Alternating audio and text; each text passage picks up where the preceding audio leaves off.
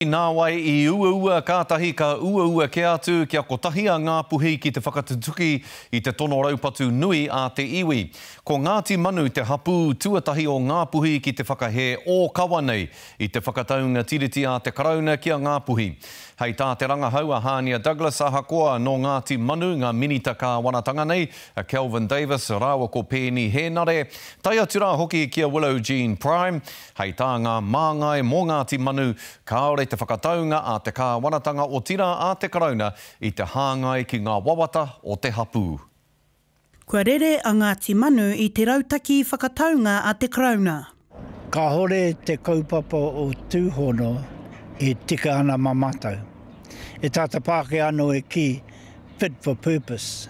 Well, ka haure anō e fit for purpose ke mātau. I muri te hui a Ngāti Manu ki te minita take tiriti I Nanahi, I whakatau a Ngāti Manu ki te whai tō rātau a ke ara, I te mea he rereke o rātau hiahia ki e tahi atu hapu. Ka ngalo katoa o mātau whenua tupuna ki te karauna.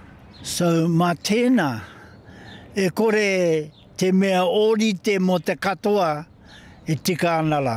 Hei tā te minita take tiriti Andrew Little, kaore anō kia tau te take nei, kei te whakawhitiwhiti kōrero tonu rātau.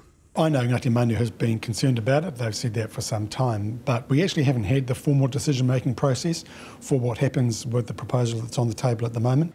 He oi anō, kei te whakāinga ta haerua, kia noho wehe ngā mea mao reipa e whai pāngana kia Ngāti Manu. O ka waihongia mai e mātau lātau ki te taha. Nā te mea ko tēnei kaupapa anō la mata iwi. There are a number of ministers and MPs who whakapapa to various hapu of Ngāpuhi, including to Ngāti Manu, and it is right that they step aside from that, otherwise they are accused of a conflict of interest. Hei tā Arapata Hamilton, māngai o Ngāti Manu, me tuku mā ngā hapu ake e whakatau, engari hei tā Minita Little, ka haere tonu ngā kōrero engari kaua pēr ki ia o ngā hapu ko tahi rau te kau o ngā puhi ina he maharawa. Plenty of hapu that are saying to me, yep, they kind of see that there's something good here, but they want to continue the dialogue. And in fact, that's what I expect to do with Ngāti Manu over the next couple of weeks. I roto I ēnei wiki e toru nei ka haere tonu ngā hui a te krauna me ngā puhi, a ko te tumana ko ia ka pōti ngā hapu I te paunga mai o te rāwā. Engari, tāria te wā ka kite mena ka whāia te rautaki nei. Hania Douglas, Te Karere.